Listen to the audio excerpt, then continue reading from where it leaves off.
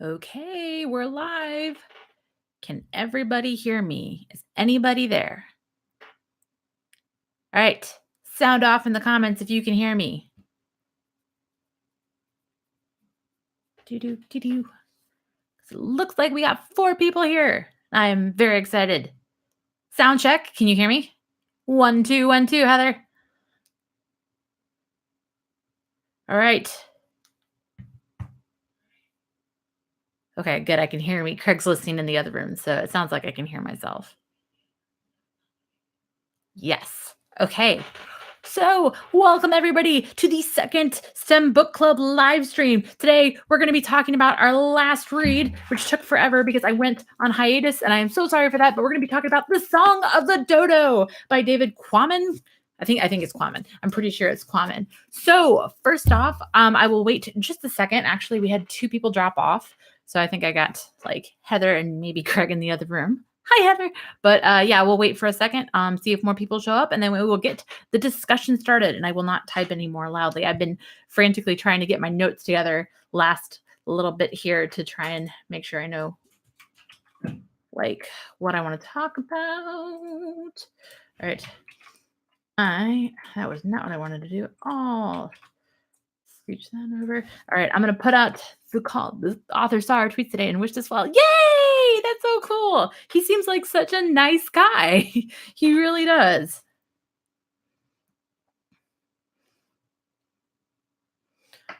All right. Don't mind me really quick. I'm just gonna tweet out that we're live, that people should totally come hang.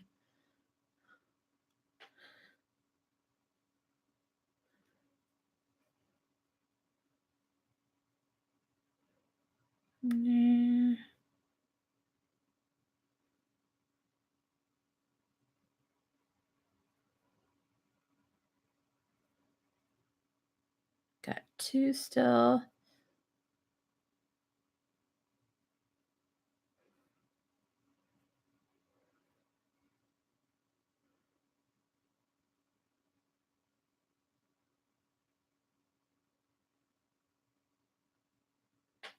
Damn. Ulysses. I could spell my own channel. Yes.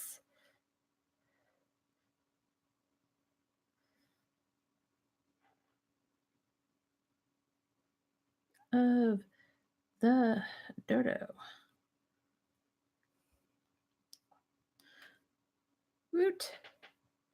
Thanks for the shout out, Heather. All right.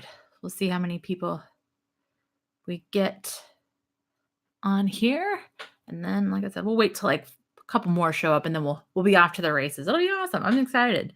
This one took so long, but it was just like I said, I totally fell off the reading like groove that I was going for a while, and then just totally had to go on hiatus, and then it was bad. It was just all bad. Copy. Boo, boo, boo. All right, we got still 2.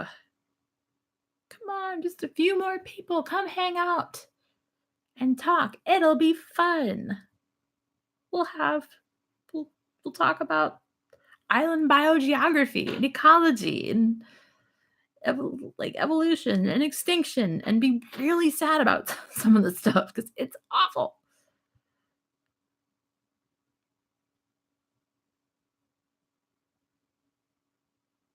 But the book in general was fantastic, and I really love the read on it.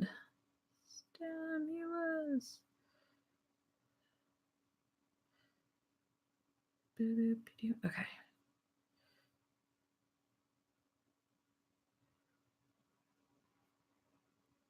Publish. All right.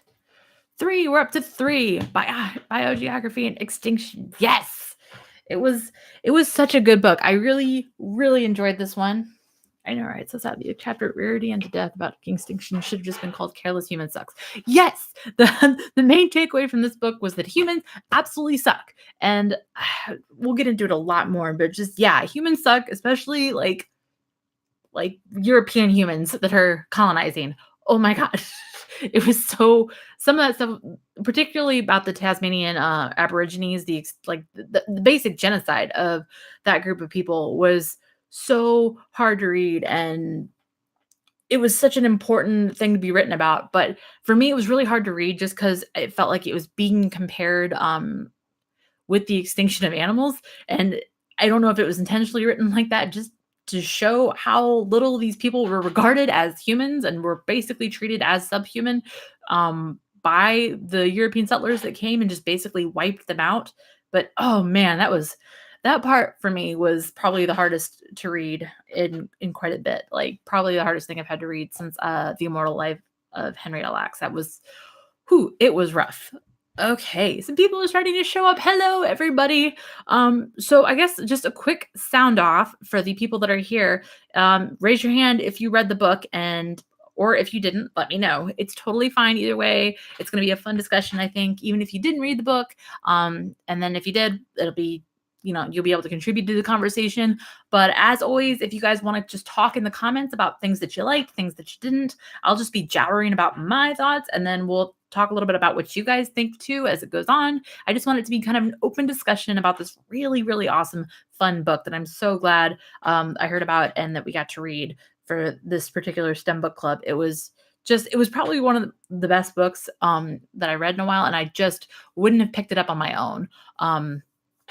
Normally, I don't think, just out of the blue. So I got it recommended to me by Summer Ash, who is just awesome. And if you're not following her, you totally should be on Twitter and Instagram. But she messaged me about it and told me that it was one of her favorite books. And so I moved it to the top of the list, and it was just such a good read.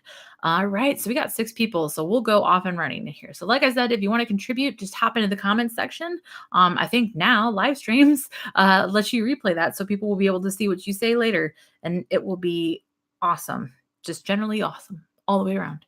All right, so like I said at the beginning of this, for those of you that are new, that are just joining us, we're going to be discussing the book, The Song of the Dodo by David Quammen. That's what we read for this last round of STEM Book Club. At the end of the STEM Book Club live stream, which will probably go for like 30, 40 minutes here, 45 minutes. I think I said that last time and we wound up going an hour. We'll see how this goes and how many people participate. And how we're feeling.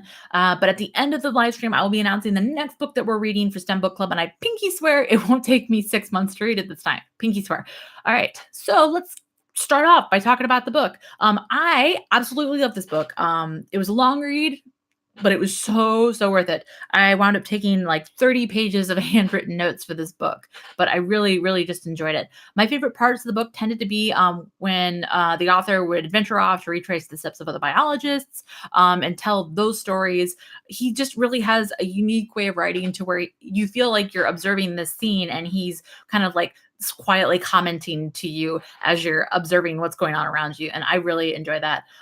For those of you that have read it, if you agree that was a cool part of the book, let me know in the comments section what your favorite David story was, where he was like off adventuring and doing something. Let me know which one was your favorite. For me, I think it was when he went looking for the Tasmanian tiger, the not so aptly named Tasmanian tiger in Tasmania. That for me was like his description of like walking through the woods and quietly at night for 5 hours by himself. That was, for me, I think that was my favorite.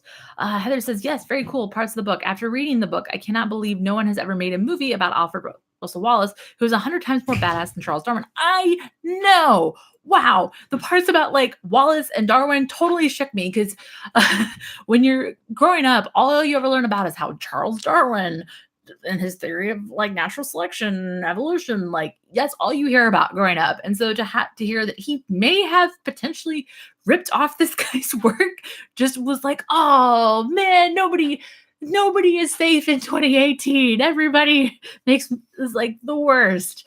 For me, reading that story and reading about the parallels between Wallace's work and the way he was viewed in the scientific community and Darwin's work and how he was, way more revered and taken way more seriously, and just all the different like things that they were doing where, Darwin wasn't cataloging where he was getting different specimens from, and, Wallace was, and then Wallace gets, shipwrecked and loses all of his specimens. And it was just so cool to see the parallel between these two men. And then ultimately, I do love the fact that the author presented all of the potential outcomes of what might have happened historically, and that we don't actually know if Darwin ripped off this guy's work or if he was, not as shady. But the whole, like, I just, in 2018, nobody's infallible. So I'm kind of like, Charles Darwin, you're shady. But I really just enjoyed that first portion of the book. For those of you that may not have read it, the first portion of the book really walks through this gentleman named Wallace, last name Wallace, who was also who was basically a specimens collector. He would go travel around and collect these rare specimens, but he was also doing basically the same work that Darwin was, and may potentially have beat him to the punch in terms of forming the theory of natural selection and evolution. Darwin was like super close and he was taking it super slow.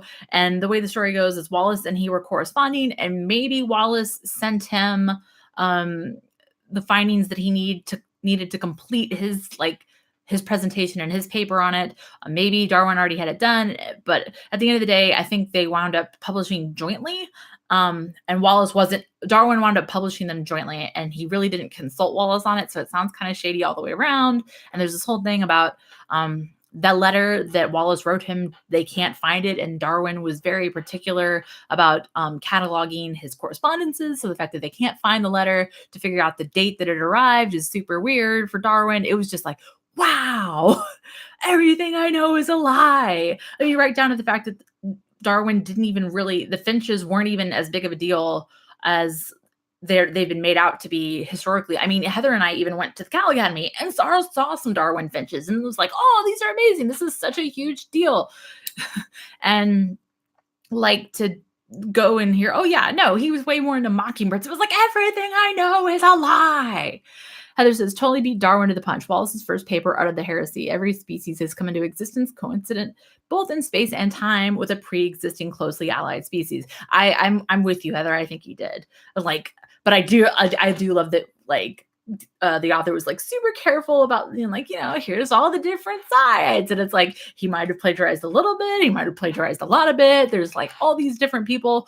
And so it's kind of one of those things I might go research more. I actually messaged my dad about it, who teaches high school science. I was like, Darwin was a liar. And he was like, no, that Wallace guy didn't beat him. And I guess there's other literature out there that actually does discuss Wallace. So I'm kind of interested to read into this further. I just really thought it was very, very cool, and basically shook. I was shook to the core. Everything I know was a lie. And I really enjoyed that part of the book. After that, the book starts to like move into, it moves along the timeline into like more modern ecologists and biologists and their findings. I think the next one that they talked about a lot about was Robert MacArthur and Edward Wilson. Basically, I loved this part of the book because it's where they start to merge biogeography with ecology and transform them into a mathematical science. So I love that, like, everything's crashing now. We're trying to math ecology, and it's just such a fickle thing. I really loved that aspect of it, and I loved how much the theory, like the way that science is proven and then disproven and argued.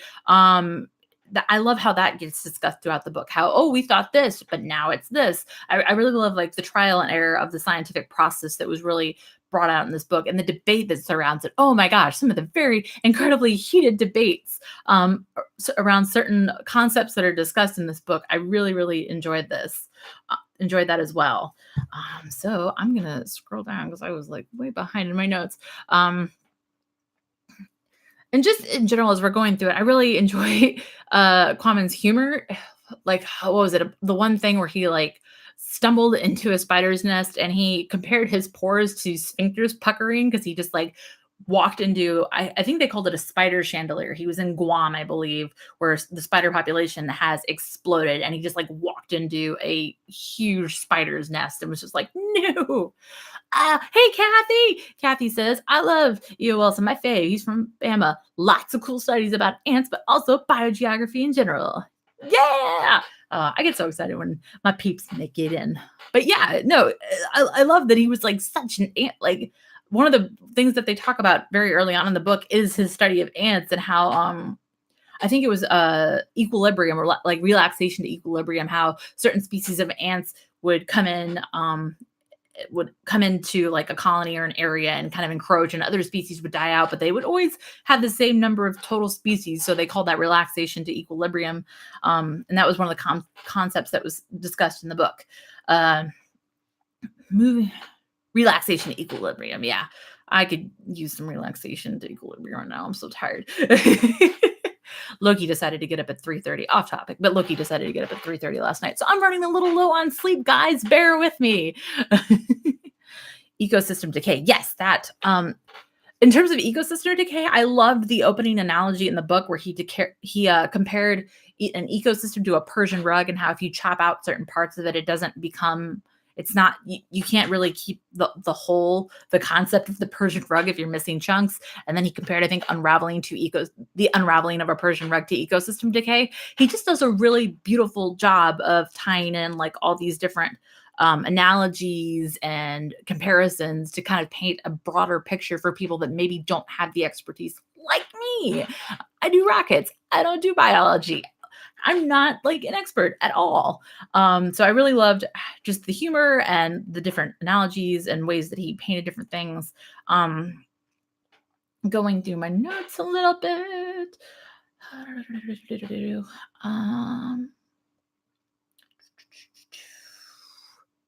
I did love reading about Krakatoa and how they've used that as kind of a test bed, so to speak. Also, just like the various places that they've gone, because there's not exactly a huge amount of um, places where they can examine like the rebuilding of an ecosystem after a wipeout event, or something where it's like a clean slate. And I love that they discussed like Krakatoa. I hope I'm pronouncing that right. I'm probably not. Or even down on the Florida Keys, where Wilson was basically uh, like they would tent like little mini islands and then totally wipe out everything on that island and then rebuild it. And I think it was it Simberloff that was with him. And so it was kind of funny later that they were going back and forth over the sloss issue, the single large or one or a single large or several small. That was what it was for sloss. That was another concept that was discussed in the books about whether what was it? That was the theory of, oh yeah, it was having to do with MacArthur and Wilson's theory of equilibrium, and whether or not that could really be that had been flushed out enough to apply to like reserve size. I think one of the big things that really shook me that I was reading was talking about how due to the fact that everything's going to relax from the theory of equilibrium, you will always lose super rare species. There's no way to really create a reserve that there's no way to create a reserve large enough to preserve all of the species in any given area. You'll never be able to create something representative of any given area. And so just the thought of, wow, like there's no national park big enough and there's no nature reserve big enough to save every creature on this planet. That was really kind of crushing. And just reading about the fact that we were in if you pay attention at all to biology and ecology and this discussion of conservation going on, you know that we're in the middle of a mass extinction event. But just when the author was laying out the numbers at the end of the book, mainly about how, what was it? I think even if if humans disappear totally, it'll still take the Earth 10 to 20 million years to recover from us, which is incredibly just disheartening.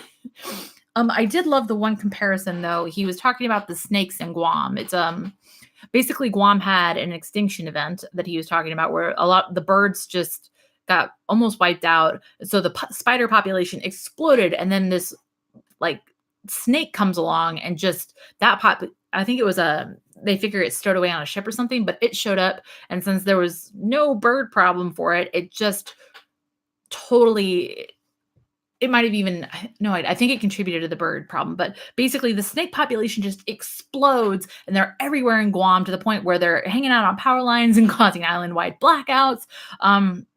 But he compared the snakes to humans in a really interesting way. I had that quote written down somewhere. Where can I find it? But essentially, he compared it to humans and said in the way, dadgummit,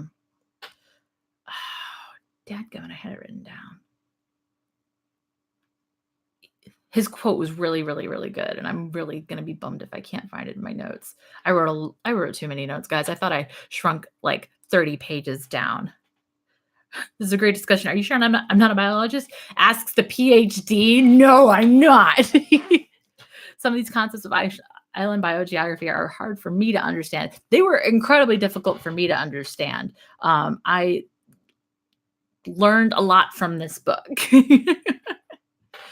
But Kathy, I think you remain the expert in this, at least in this kind of like general area.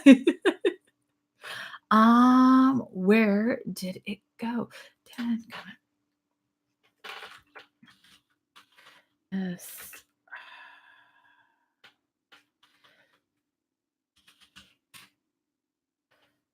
Okay.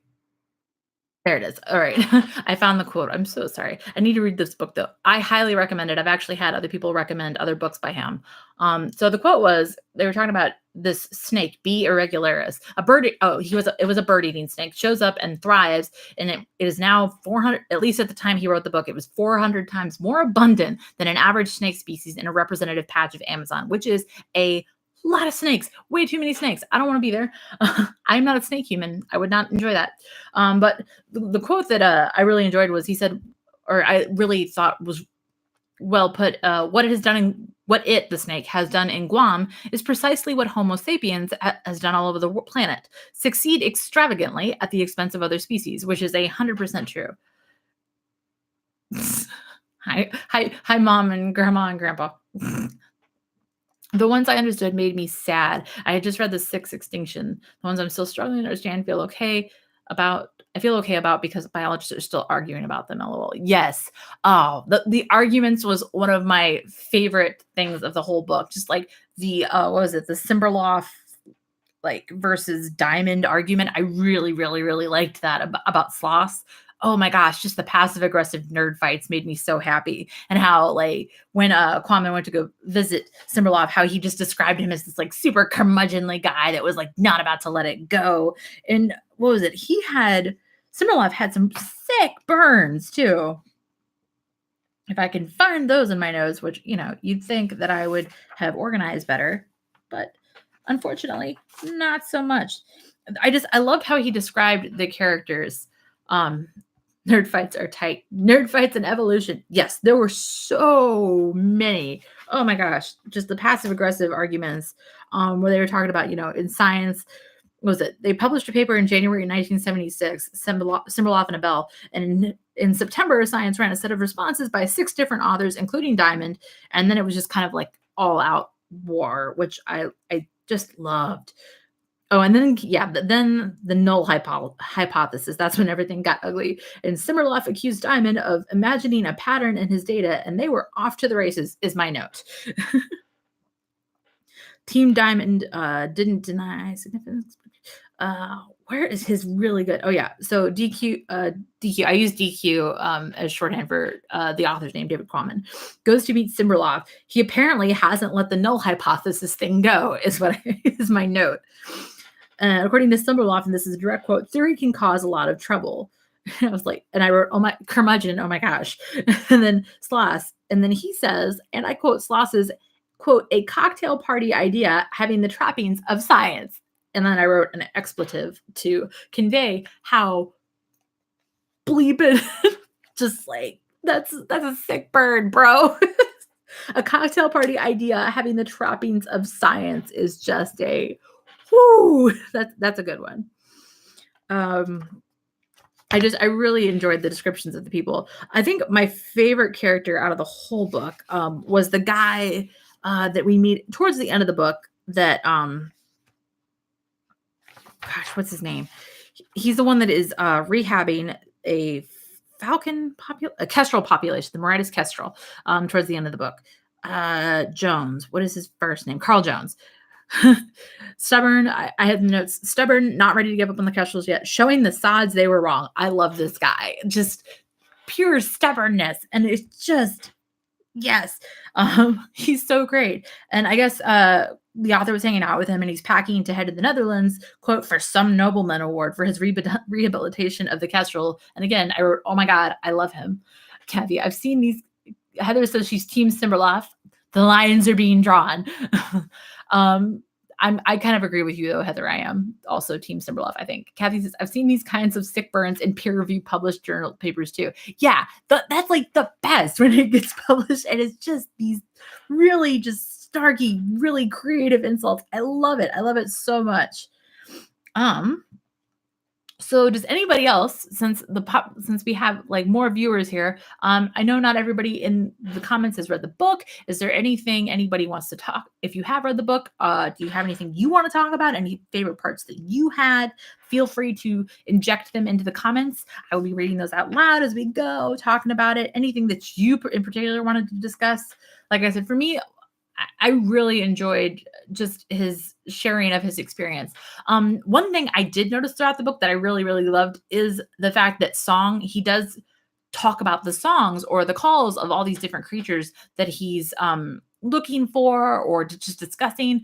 The one big thing that he harped on for the Dodo was the fact that we didn't know what the song sounded like. And it was the same thing with the thylacine or the Tasmanian tiger, the fact that we didn't know what it sounded like. And there's other parts of the book where they're going through, sound is just, it's kind of this thread that he weaves throughout the book.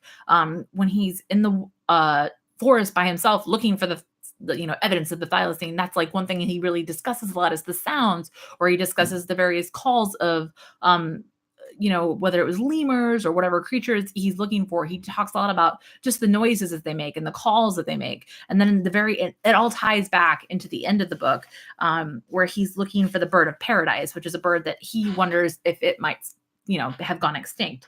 And the very last thing is he's talking about, there is still hope.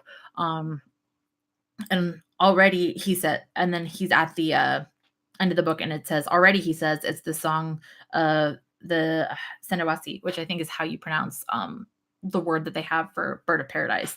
And I have written down next to it, this is so good, because I love the tie-in to the title, and just like the fact that he really harped on the fact that, when you sit and think about the fact that there are some creatures that we have photographs of, like the Tasmanian tiger, and we don't know what they sounded like because that was never recorded, or the dodo, we only have 3 or 4 specimens, like actual physical specimens anywhere. So a lot of what we know about the dodo is kind of a guess, and it's based off of unsubstantiated writings, and we have no idea what their call sounds like because they were just hunted to extinction.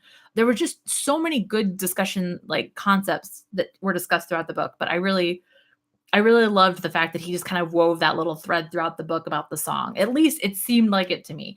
I'm not a literary expert either, so I could be wrong. But it was something that stood out to me, especially when I went back and reread my notes, because I had made several notes about him commenting on the noises that various animals make, or if we don't know what they sound like. And then just the way he ended the book with the song of the bird of paradise, being what he heard. I thought that was really, really, really, really well done. Kathy says, I came in late, but I see y'all talked about Wallace, who is awesome. I think that this is a great book, especially because almost no one outside of bio knows of Wallace, though of course everyone knows of Darwin. Yes, we were talking about that, how it was just basically everything I knew about Darwin was a lie. Good points. Museum collecting is so important. So in the future, we have all this info about current animals that go extinct. Yes, it is. It is so important. But to kind of tie on to that, there's the discussion. I actually saw a headline about it today. I think it was Australian Aborigines, though, that were pushing to get the skeletons that were exhumed out of museums. And that was,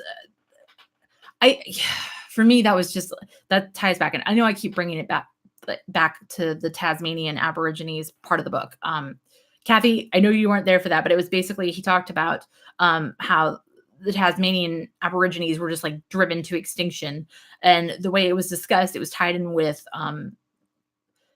they were driven to extinction. It was basically genocide. And he focuses on the last known Tasmanian Aborigine woman, and her experience with those, which is absolutely atrocious. And then how her body was treated, where she said, don't cut me, quote, don't let them cut me up. And then her body was exhumed, and her skeleton was put on display. And I saw an article today about the Australian Aborigines trying to get their skeletons out of museums, and I was just like, holy shit, this is still happening. Like this is, a lot of people might read this book and go, "Oh, this is ancient history," and it's like, no, it's still happening, and it's awful. um, but for me, yeah, absolutely, Kathy's right about getting specimens in museums, just not specimens of people. That was the part that just really, whew, that part of the book really stuck with me. And like I said, I don't know if it was intentional on his part, but the way it was written, where it just kind of like tied in with animals, it was just kind of inserted in the middle of the discussion of like, animals, minimum viable populations of different animals. And the way it was written, it was just like, it really drove the point home that they were so treated as subpar humans. And it was just, that part of the book has really haunted me, guys. So I'm so sorry I'm harping on that. It was such a, it's a great book overall. And it was really, I think, important to discuss that along with some of the other aspects like the racism. Wallace was awesome, but man, he wrote some racist stuff, which I really appreciate the discussion by the author, because a lot of times, we have our heroes in science and we totally act like they were infallible. And I love the fact that we got to talk about Darwin's faults in this book, and Wallace, Wallace was racist, and like having that realism that, hey, he wasn't just, this awesome guy, all the time. There was a lot of racism in the way he described natives and, native people and indigenous people. And it was really, really bad. But I just loved his take on that. Like how he really acknowledged the faults in science and the scientists that do it at times. It was really just so good. I think another one of my favorite stories, though, was the one I think he was in. It was towards the end of the book. I want to say it was when he went to Brazil, and he just totally, I love that he gets mugged while he's going to this place. It might not have been Brazil. That might have been something else. I want to say it was when he was going out to one of the reserves out there, where he was going to meet, what was her name? Shire? He goes to Montes Claro to meet Karen Stryer, who takes no bullshit. And I love her. Oh my gosh, she will suffer no fools. But I love the fact that he gets mugged and he's like, yeah, no, it was my fault. I totally just didn't pay any attention. And rather than trying to paint it as like this awful place that you shouldn't visit, he was just like, no, I just didn't know what I was doing and I messed up. And I loved that. This Heather says to get Kevin. Another everything we know is a lie moment. Wallace did one crucial thing Darwin didn't. Noted where he found each species, not just what species it was, known or unknown. Yes, that was so important. And I love the fact that we talked about that Wallace did this and he figured it out, and Darwin hadn't been doing it. He has no idea where his finches came from. He just collected them and later was like, oh no, that was an oopsie. This is biogeography. Evolution would not have been described without this component. You're absolutely right, Heather. Wow. Yes, definitely important to talk about the racism aspects, even when teaching about those people and concepts. Yeah, absolutely, Kathy. And one of the books that we might read later is The Immortal Life of Henrietta Lacks. And I thought it was I really thought, I've already read that book once, but I think it'd be good to read again because it was one of those things that brought back like the ethics in science and how everybody always says that science isn't political. It absolutely is, because science is, the reason that these people were dissected and their skeletons were put on display, and just there's a whole discussion to be had there. But I really love that he didn't shy away from it in the book. Important to talk about racism aspects in teaching with these people. I'm conflicted about my view of Darwin's classism now too, still working that out emotionally. As someone who's done collecting, I want to bang my head through the wall at Darwin. Yes, I love that book, Henrietta Lacks. Yeah, that's absolutely one of the books that we will probably read later down the road. So you guys, we are at 30 minutes. Please keep commenting. I will keep talking until somebody decides that they've had enough. Once the numbers start to drop off, maybe. Or if the comments just slow down. I really enjoy the discussion that's being had here.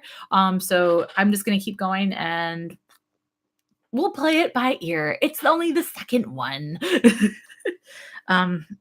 But yeah, going back to Karen Stryer, that was also probably one of my favorite stories. I know I sound like I have a lot of them, but he went a lot of places. So having only three favorites is pretty good. Basically, there's this woman named Karen Stryer. She in 1982, she had visited as a grad student in Montes Claros, which I think coffee plantation. It was somewhere. It was in Brazil, I think. I think it was in Brazil. And she was a biological anthropology major at Harvard, which I wrote, yes, Carl. She was studying a doctoral research topic, studied, I'm going to mess up this pronunciation, Mercury, I think, 4 years beyond, and then she kept studying them beyond her PhD, and she became the world's foremost authority on mercury. And he goes down to see her, and she is just not having any kind of like dudes just dragging her down. She wants to go. She wants to study her creatures and not be bothered. And I love her. I love just the snark and the no BS attitude. I love it so much. I also loved in general. He worked in a lot of. I feel like he worked in a lot of women. At the beginning of the book, I had written in "Where are the women?" in all capital letters. When we were just discussing like Wallace and Wilson and Darwin and MacArthur, and I was like, "Where are the women?" And then eventually, it did start to get tied in. I do want more women in my science books, but I don't think that's necessarily any fault of the author. I think that it's just a matter of changing the landscape of STEM, which is one of the points of this channel. So we'll keep working on that, and hopefully in future books there will be more women. Gosh, it was such a good book, guys. There's so much to talk about just because it is so extensive. There are so many different things that are covered in this book. Everything from like the species area relationship to the modeling. Actually, that was one thing I did want to talk about. The mathematical modeling, the vortex idea. So there were these two gentlemen that worked out feedback loops of various factors to work to kind of determine what the minimum viable population of a species would be. Soule, I think his name is Soule, and the other gentleman was named Gilpin. And initially, a lot of people had thrown out like these like arbitrary numbers for what a minimum viable population could be.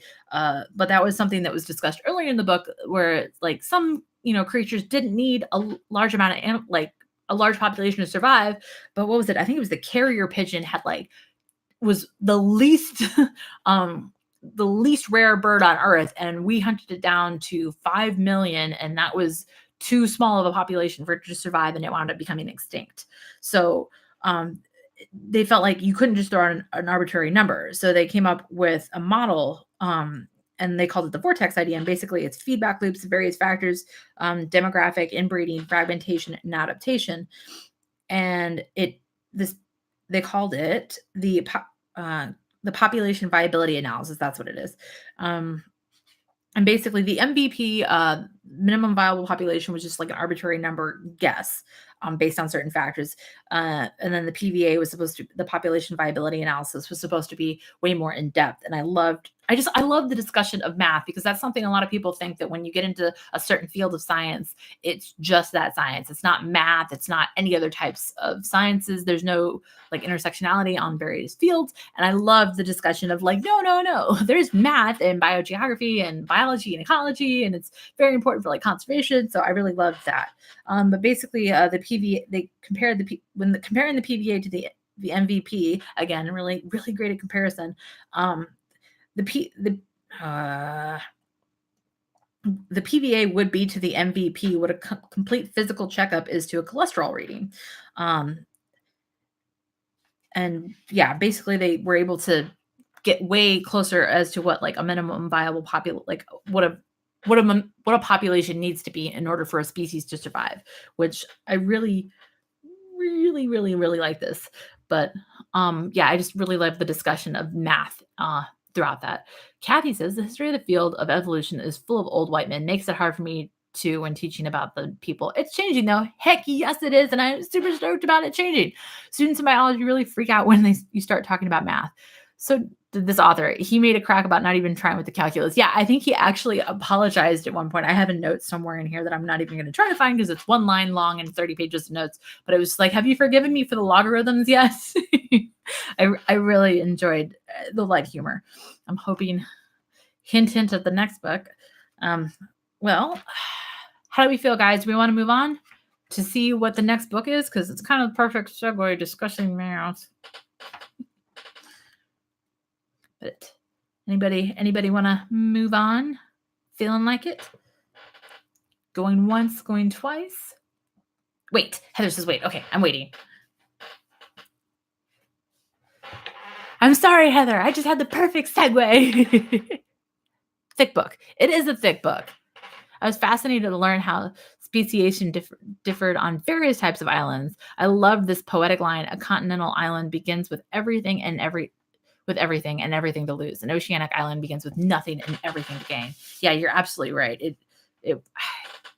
I did love the various types of islands. I love the discussion about how it seems so obvious now, but when you break up like different chunks of forest, and all of a sudden those are basically islands. You've created islands. You've created isolation. Kathy says, "Ooh, good quote. It was really good." Kathy, I really think you love this book. I can't recommend it enough. But I really, it was one of those things. It was like, once I thought about the discussion of islands, like different, just all you have to do is isolate a population with anything. It could be water, it could be a river, it could be a stream, it could be chunks of forest splitting off, but then you've basically created an island. And I really loved that discussion of, like Heather said, of the different types of islands. It was something that when I thought about it, I was like, oh man, that is really obvious, but it wasn't something that you think about when you're not directly into that field. I'm using this quote next semester in my speciation and biogeography lectures. Yes! Mission accomplished. If nothing else, got Kathy a quote for her lectures. Yes. Oh, one thing I did want to talk about. So there's one part of the book where the author travels with a gentleman to Angel Island? Basically, he goes and catalog. He hangs out with Carl Jones. No, that's not right. He meets Carl Jones on a different island. That's a different thing. I thought I had the right name. He's got a short name. Oh, there it is. Ted Case. I was like, he has a short last name. I remember that. He goes to an island in Mexico with Ted Case, and they're observing the Angel Island Chakwala. And at the time, I love this story because Case kind of gives Kwame just something to do. He's like, yeah, just like go do this really menial task. And Kwame knows it's menial, but he's like, I'm still going to do it. And at the time, I actually looked this up to make sure because it was looking kind of dire for the Angel Island Chakwala, which is like a lizard that they were observing there. They could only find one female, and it was kind of like, ooh. And I don't know when exactly this book, I don't know when he was down there. I think, Heather, you said you talked with him, and he told you it took him 8 years to write this, which is totally believable. So whenever he was down there, it seemed like these lizards were on like the brink of extinction, and there was like drought. It was in the middle of a drought, and they could only find one female. But I actually looked up the current conservation status of these lizards, and the Angel Island Chakwala is now only considered to be near threatened, which is really good from the brink of extinction, at least in my mind. It sounds good. I'm not an expert, but it sounds really good. I just know that there was like one little bubble that said near threatened, and then it was not concerned was right next to it when I was looking at it. So it seems like it's really recovered really well. But as one thing he talks about is that kind of stuff can change in the blink of an eye. You could have a huge storm or a drought or a hard winter or any kind of natural disaster or plague, and you could totally wipe out populations like that. I really like that. Always good to hear of a species that bounces back. Yes, I was very, very excited about that because I even made a note like when I was reading it, was like, please go look this up later and see how they're doing. Kathy, this is exactly a new perspective for me. You said it's very telling, very articulate with science, but the prose reads like a novel sometimes. It does, and I think that's what really made me love this book. Is it wasn't really cut and dry science to where I was bored. It was really just good. He brought in the human factor of science. I can hear Loki barking. Craig is not doing good with the wrangling. Now he's quiet. All right, so maybe we're wrangling here. It's like, Craig, you got one job. Keep him quiet when I'm live streaming. I've totally lost my train of thought. Oh no, the human factor of sciences. I really, really loved the just discussion of like, and the descriptions of the people that he hung out with, and the discussion of the potential flaws, and it really did read like a novel at times. And I think that's what really kept me interested, even though it was a huge book. Heather's right. It is a very thick book. I think, how many chapters? 178, which sounds incredibly daunting, but they were at times like less than one page. The chapters are very short, but it's still a pretty hefty book. But part of it is part of the reason it is so hefty is it has a massive glossary at the back too. Because I thought I had actually like at least another couple weeks of reading, and then I was on my Kindle because it's easier to balance the Kindle when I'm taking notes, and all of a sudden I just like ran into the glossary and then I realized I was done. Jared Diamond counted since the year 1600, 171 species and subspecies of bird are known to have gone extinct. Yeah, the bird thing. The statistics behind the bird extinctions was really just mind-boggling to me. Of the total, 155, 88% lived and died on islands. Hawaii alone lost 24. Yeah, yikes. Yes, absolutely. Just like the fact that the birds, what was it? I think a bird on an island is 50 times more susceptible to extinction than a bird on the mainland. That statistic just blew me away. It was just like, oh no, there's so many really cool birds on like different islands, and even especially the Hawaiian Islands. I've been there a couple times and I absolutely love the birds on those islands. And now I'm gonna go there and look, you're 50 times more likely to die, to like go extinct because you live on an island. Ugh. It's a little mind-boggling. All right, keep talking, guys. I'm gonna take a drink of water. If I can find what I did with my water tin. There it is. I knew I had it somewhere.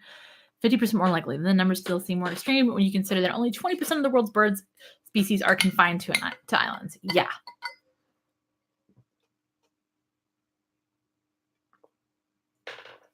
All right, now we're done with like the awkward drink in the middle of like awkward silence. I need unrelated. I need to figure out how to play like music behind me during a live stream. I know YouTubers do it. I just don't know how to yet. I will learn. I had so many notes for this. Just so many notes. But yeah, going back to what Heather said at the beginning, the big takeaway from this book is that humans are terrible. We mess up everything. If we think a bird is rare, we have to have it on a hat. Or at least back in the day, we had to have it on a hat, which is like bad. It's really, really bad. This really rare thing. Yeah, let's just like bring it home and we'll put it on display and taxidermy it. Just, ugh. I hate it so much. I'm going to go. I have a couple comments that were, Kathy says, I think honey creepers underwent an adaptive radiation, rapid speciation in Hawaii, tons of new species quickly in evolutionary time, and many are now extinct. I think that's actually specifically talked about, Kathy, so I think you're right. I know he specifically mentions Hawaii and does talk about the honey creepers. I don't know where that is in my notes because next time I should definitely do that on the computer. I'm going to go back. I had some comments on Twitter for people that couldn't make it. One of them is from Charlie Payne, who had a track meet tonight. He said that this book was one of his favorites as he taught AP Environmental Science, Earth Science, and Physics, of course, years ago. Really looking forward to reading The Tangled Tree, A Radical New History of Life by David Quammen soon. So that sounds like another book that may appear in STEM Book Club in the future. We'll see. But I really love this author, so there's a good chance. Wish I could join tonight, but I'm going to track meet. I hope, if you're watching this, Charlie, later down the road, I hope your track meet was awesome and that your team did really well. From Adele Strom, I don't know, Edelstrom, I don't know if I pronounced your name right. I'm so sorry if you're watching this. She says, fantastic book, highly recommend. Also spillover by the same author. So we have 2 additional recommendations. I think we actually have to probably come back to this guy later down the road if STEM Book Club continues. So far, I really enjoy it, so I think I'm going to keep doing it. I like reading, and I like talking to you guys about books that we're reading, so I think it's going to keep going. And it's my YouTube channel, and I make the rules. Heather says, yeah, Dimensions of the Tale of the Honeycrisp. Yeah, I totally thought he did. Okay, cool. Heather confirms I'm not losing my mind today. Sorry if you can hear the really creaky chair. I have got to get some like WD-40 on this thing because it is super just creaky. It's like they were able to go to high ground. That's right.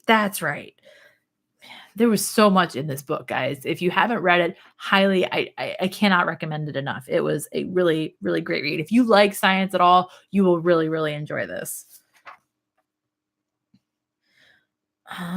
What else did I have notated? What were my final thoughts? I just kept writing, I absolutely love this. I absolutely love that. I absolutely love this throughout the book. Just his descriptions, his humor, everything. And the mountain ranges after outbreaks of lowland malaria. That's right. Heather remembers way better than I do. I absolutely love how much travel and research he put into this. Very clear it took 8 years to write. Yeah, it is incredibly clear. Um, he took 8 years to write this. There's so much work and just love and research that went into this book, and it's so good. His travel stories and descriptions of scientists, not just their science, is what makes this book so captivating and fun to read.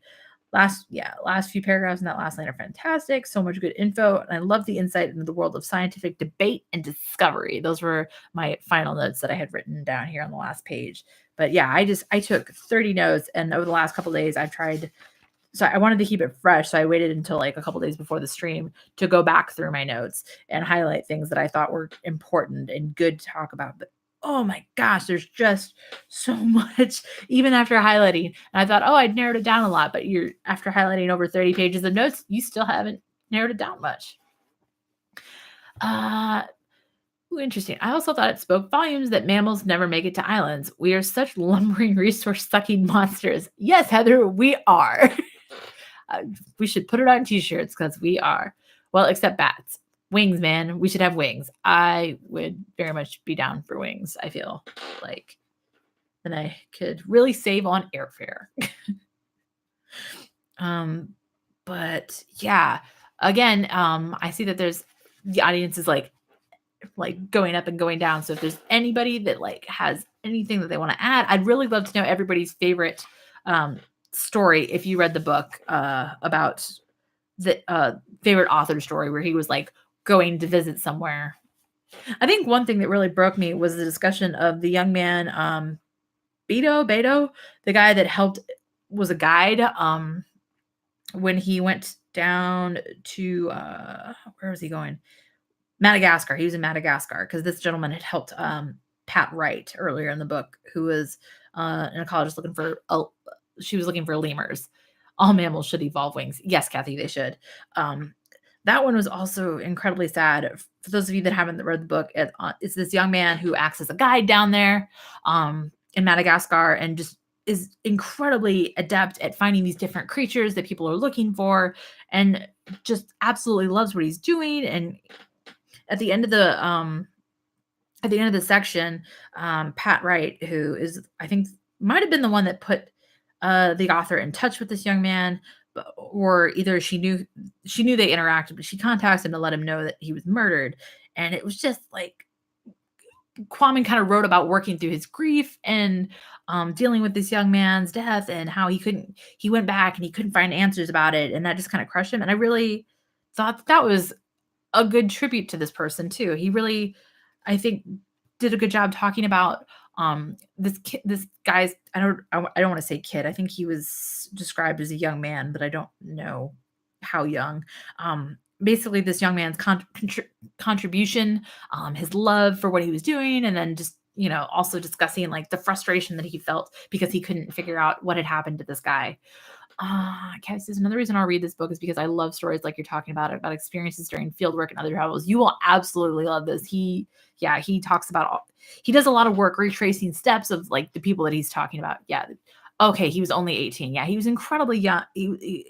That one really just crushed me because he went into all this detail to talk about how much this young guy loved what he was doing and how good he was at it and how he just had this like connection with where he just knew where things were all the time and like different animals, and he was such a good guide, and it was just really a bummer.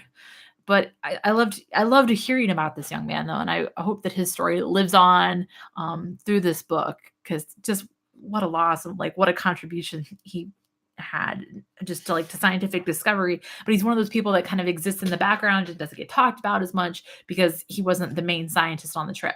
But just I really hope that his legacy lives on through this book, because it was such a good story. There's just so much to talk about. But yeah, absolutely. If anybody hanging out in the comment section or watching this stream later, or if you're new here, like absolutely recommend that you read this book at some point, and then maybe revisit this live stream if you haven't already read the book, because it's just so good.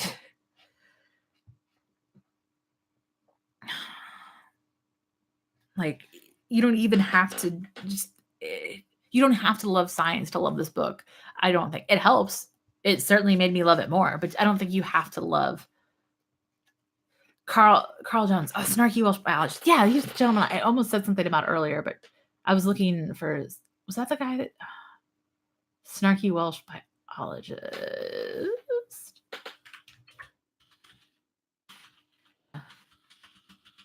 Sorry for my really loud keyboard. Artist Bird Dude. I have Carl Jones, Bird Dude, and Owen Griffiths, snail taxonomist. Yeah. Oh, I did love him. I love this author. He just tweeted at me again. He says on Twitter, if you're watching, I hope he's not watching this. I was just like, ah. If you're watching this, your book is fantastic. Now I'm like anxiously waiting. If you're watching this book or watching this live stream, David, your book is so good. I really, really, really enjoyed it. I know it's not, I don't think it's a very new book, but it's so, so good. When was this even published? 1996. It's so good. Even in 1996, when I published Dodo, Wallace was moderately okay. Wallace was the real genius, and a poor self-promoter has been done and done. That's the cartoon version. Even in 1996, when I published Dodo, Wallace was moderately famous for being unfamous. I tried to get beyond all that. I love David. Yeah, the style of writing and his humor and his wit. It's just so good. I love this book. I'm definitely gonna keep it and maybe reread it again down the road. It's just awesome. Highly, highly recommend. I demand an Russell Wallace movie. Can't ask the beer now. Let's do it. Yeah, I am 110% on board with that. With a Alfred Russell Wallace movie, like all the way, because the guy gets no recognition and he totally deserves it. Just it's such a good book. So yeah, I definitely think in the future we'll be revisiting some more of David Quammen's works, because I enjoyed this book so much, and I know that he's written several others, and honestly, I just absolutely adore his writing style and the work that he puts into the book, and that you just feel the love that he has for the subject matter. So yes, 100% we'll definitely be reading some more of his works down the road. Probably going to mix it up for a little bit though, so. All right. We've been going for an hour. So, hey, Heather, are you okay with me moving on to the next read? Thanks. Great discussion. I've been wanting to read more about ARW, and this sounds perfect. Yeah, Kathy, the whole first part of the book. Heather, I promise I will take you out for drinks sometime and we can talk about it more. My throat is going. But it is, because I could honestly talk about this book forever if my voice wasn't about to give out. But guys, we've been going for an hour. So sorry, I know I like to talk about books forever. No, you and me both, 110%. I would keep going if my throat wasn't like starting to get sore on me. I'm gonna have to drink a lot of tea after this. Talking continuously for an hour can be difficult, apparently. Who knew? But all right, guys. So with that, I'm gonna reveal the next book. Drum roll, please. I anticipate you're all doing like drum rolls wherever you are. So just on my paper. It's late here in Central Time Zone. Don't worry. Yeah. So the next book that we're going to be reading, like I said earlier, math was the perfect segue, because we're going to be reading An Imaginary Tale: The Story of the Square Root of -1 by Paul J. Nahin. I have heard a lot of good things about this book. I have also heard that it's very difficult to read. I didn't realize how many equations are going to be, and I'm looking at it, and there's a lot. So we're going to see if we can get through it together. But I had one of the guys I work with said that he actually read this in high school and he really enjoyed it for an assigned book in high school. But basically I wanted to find a math book. This is something I picked up at the bookstore and it looked really interesting. It's the history. It sounds like it's like a really good writing about the history of the square root of the discovery of the square root of -1. For those of you that don't know, is imaginary numbers, which is where the title comes from. So this is what we're going to be reading next, An Imaginary Tale. If you're going to make me read a book with more equations, yeah, drinks are definitely on you. Yeah, I got it. It's all good. The math one. Yeah, it's It has a lot of equations in it, so I would encourage anybody who's maybe not upper level math. If you run into it, don't be intimidated. If you have to skip it, skip it. This one was one that I had one like good review on, and when I was looking at the Goodreads later after I had decided this is definitely what we were doing, it was like 50-50. Some people absolutely loved it, and some people just were like, too many equations. So we're gonna see how this goes. I'm really interested in it, especially because it is a math book, and it's kind of difficult to find math, like specifically math anything, math news stories, math books sometimes. So I'm hoping that this is going to be awesome. I'm intrigued about it. I'm excited for it. So for those of you that don't have your own copy, if you want to help support the channel and, get a book, you can go to betterworldbooks.com by going to the Stimulus website, thestimulus.com, and clicking on the banner there. Then I will get an affiliate. That's my affiliate link, and I will get some money back if you buy through there.